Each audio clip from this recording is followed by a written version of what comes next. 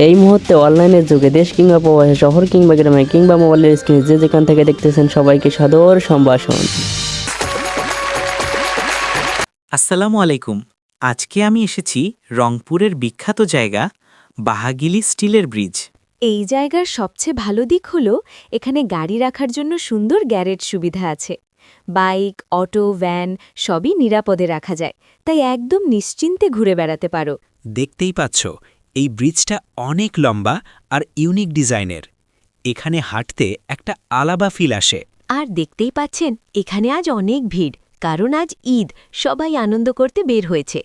চারপাশে ছোট ছোট দোকান বসেছে, কেউ খাচ্ছে, কেউ ঘুরছে, আবার কেউ বন্ধুবান্ধব নিয়ে সময় কাটাচ্ছে।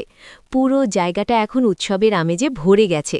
চারপাশে প্রকৃতির সুন্দর পরিবেশ, একদম শান্ত আর রিল্যাক্সিং একটা জায়গা। আর ওইদিকে দেখুন, একটা বড় চরকি মানে নাগরদোলা ঘুরছে। ঈদেরই আনন্দময় দিনে ছোট বড় সবাই সেখানে ভিড় করছে।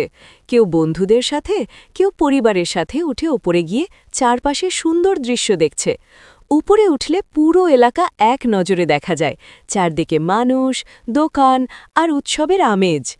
চরকির প্রতিটা ঘোরার সাথে সাথে মানুষের হাসি, চিৎকার আর আনন্দে পুরো পরিবেশটা আরও প্রাণবন্ত হয়ে উঠছে।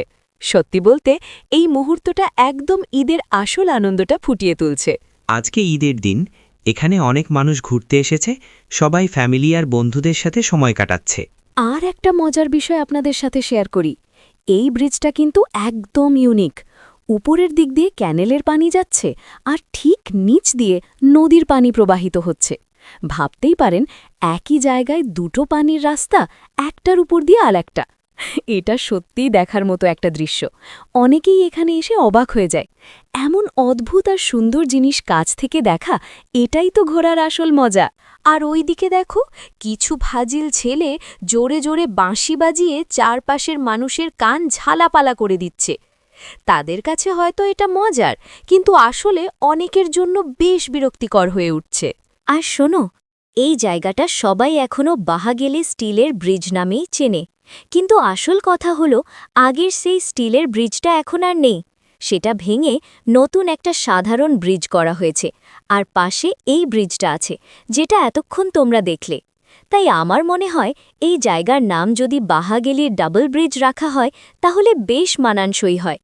তোমাদের কি মনে হয়, নামটা কেমন লাগলো বলো তো? পুরো ভিডিওটা কেমন লাগলো অবশ্যই কমেন্ট করে জানাবেন। ভিডিওটা ভালো লাগলে লাইক দিন, শেয়ার করে বন্ধুদের দেখান, আর এমন আরও ভিডিও পেতে চ্যানেলটা সাবস্ক্রাইব করে পাশে থাকুন।